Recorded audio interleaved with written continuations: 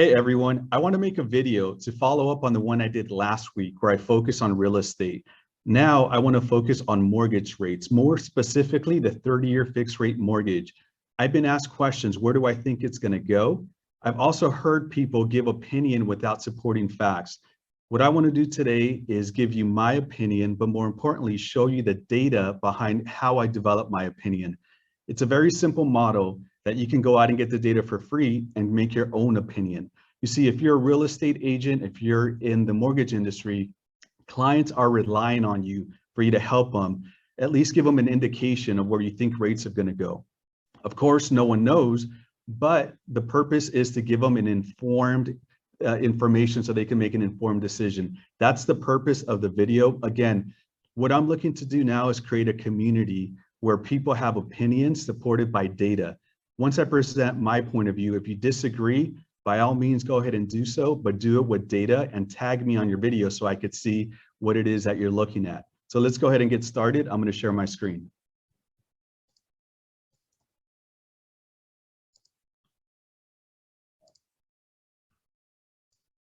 The first thing we're going to look at is where is a 30-year fixed rate mortgage? For that, I'm going to go to Freddie Mac. Freddie Mac publishes a survey every single week where they go out and they ask mortgage brokers, what rates are you offering, to get a gauge of what the market is doing for the 30-year fixed rate mortgage. They do it every week. The last they published was the 28th of July. So every Thursday they put this out. The latest data we have is 5.3% on the 30-year fixed rate mortgage.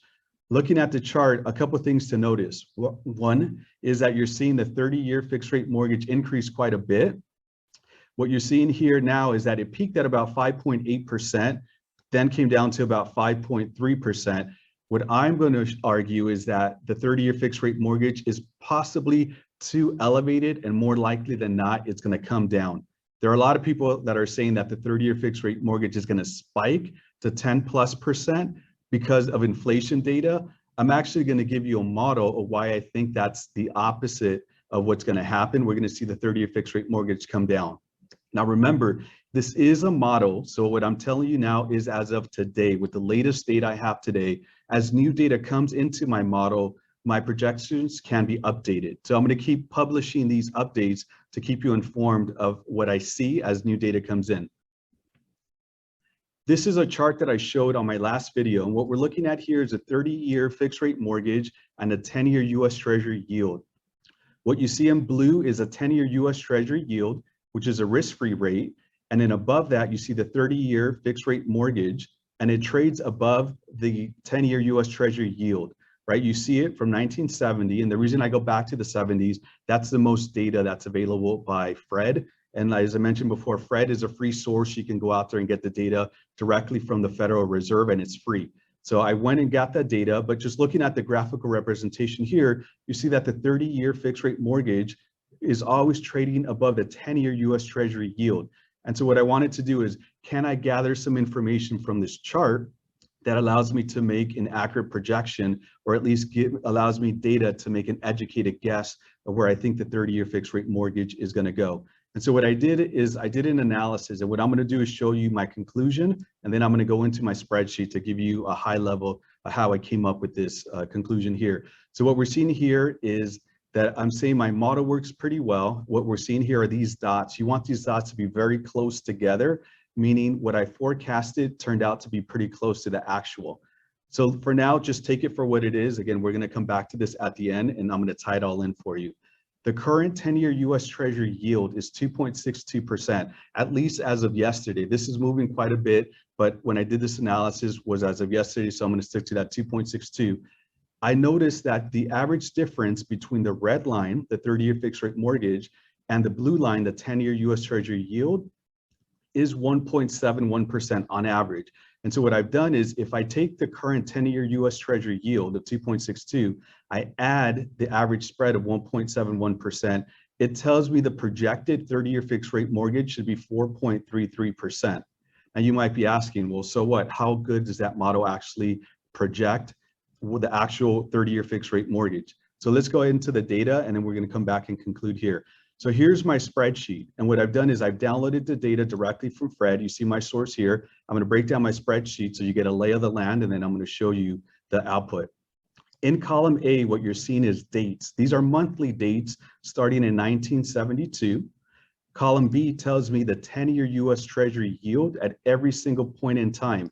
So in this case, on January 1, 1972, the 10-year US Treasury yield was 6.09%. Column C tells me what the 30-year fixed rate mortgage was at that point. So 7.44% was a 30-year fixed rate mortgage on January 1, 1972. And finally, the spread. The spread is the difference between the 30-year fixed rate mortgage and the 10-year US Treasury yield, right? That was that red line and blue line. And the difference was 1.35. That means that the 30-year fixed rate mortgage was above the 10-year US Treasury yield by 1.35%. I did the same thing for February. So February, the 10-year US Treasury yield was at 6.04%. The 30-year fixed rate mortgage was 7.33%.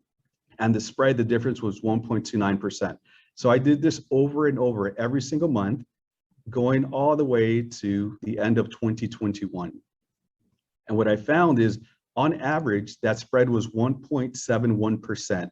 That's where I got that number on my previous slide, where I added the current 10-year US Treasury yield to 1.71%. So you might be asking, well, who cares? What can I do with that?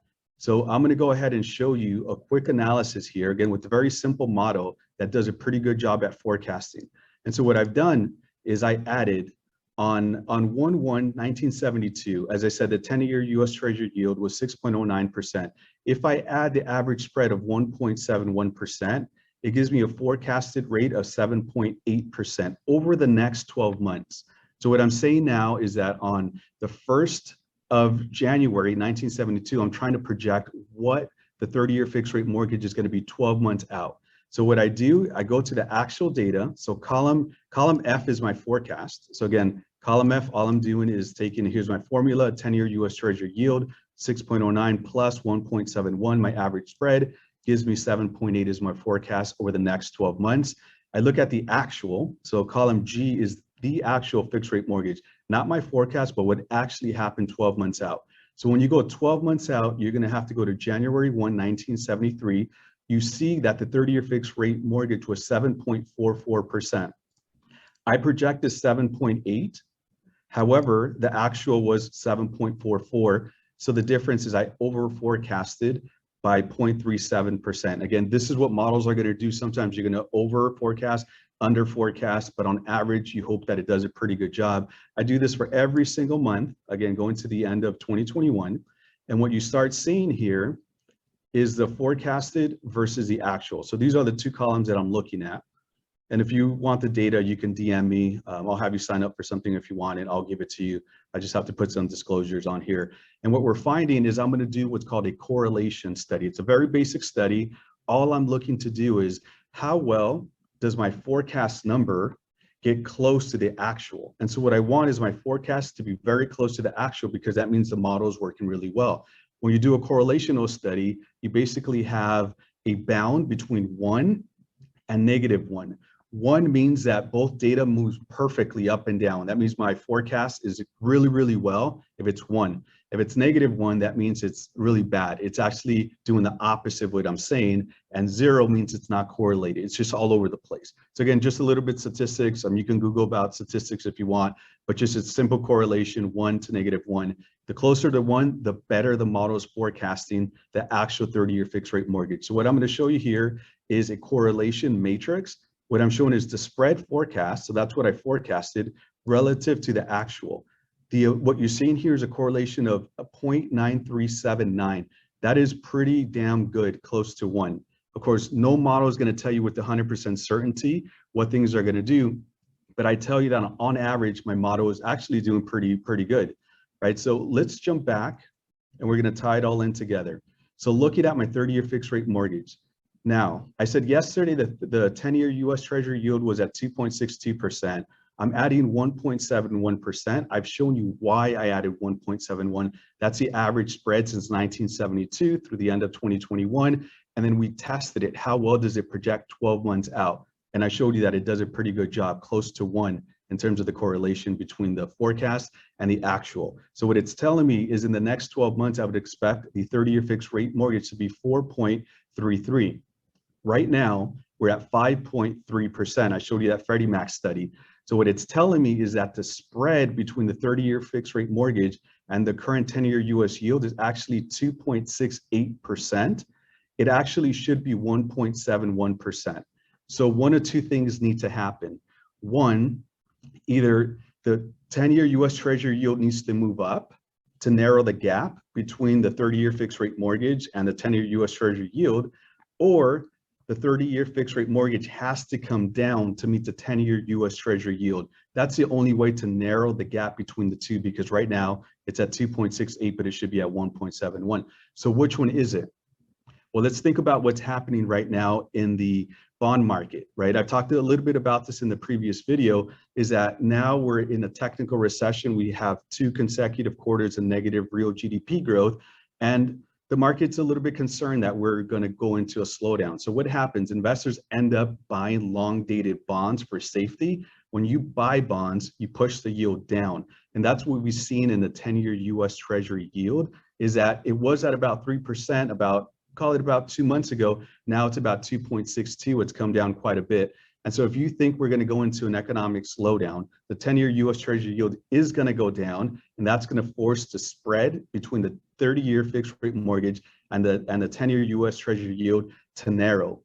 And so what I'm thinking is that the 30-year fixed rate mortgage has gone up too much, and it's going to have to come down to narrow the spread. Right? Another way of looking at it, it's this chart. It's the same data, just looked at a little differently. Now looking at the spreads, 1972 through 2021. And what you see here across the horizontal line is the 1.71% average spread. What you see is when the spread is below the average, it moves back up to the average, right? Below the average, it moves back up. When it's above the average, it moves back down, and you see it above, back down. When it's down, back up, right? It reverts back to its mean. Now we're below the average, and so we're expecting it to actually come back up. Actually, we're going to be a little bit above it, but we're expecting it to narrow back down, right? And so what does all that mean? It means that the 30-year fixed rate mortgage, more likely than not, in the next 12 months is going to come down to where it is. And when I showed you the chart here, we're in fact already seeing this. We saw it peak at about 5.8%. Now it's at 5.3. More likely than not, it's going to come down a little bit over the next 12 months. So that's what my model is telling me now. Again, the purpose is not to say this is what's going to happen, but rather this is what the data today is telling me. This is what I'm seeing today. So the purpose of the video is for you to make an informed decision if you're looking to buy real estate, either personal residence or as an investment, or if you're a professional in the real estate market, if you're a broker with mortgages, people are going to want to know, well, where do you think rates are going to go? Rather than just throw out, I think they're going to go up or down and not have anything factual behind it. I've just given you a very simple model that you can go replicate if you want, or like I said, if you want the data, just DM me or comment on the comments below, and then I can go ahead and give it to you. But that's it. Again, if you disagree with me, go ahead and do it, but make sure you do it with data. I want you to show me your Excel sheet. I want you to show me how well your model actually forecasts the actual data point in the future. So that's it. Let me know what you think, and I'm going to keep putting new videos out there with real estate, housing market, also mortgages, maybe on corporate stocks, bonds, and things like that. So whatever you guys want to hear, just comment below and I'll make sure to make some videos. Until next time.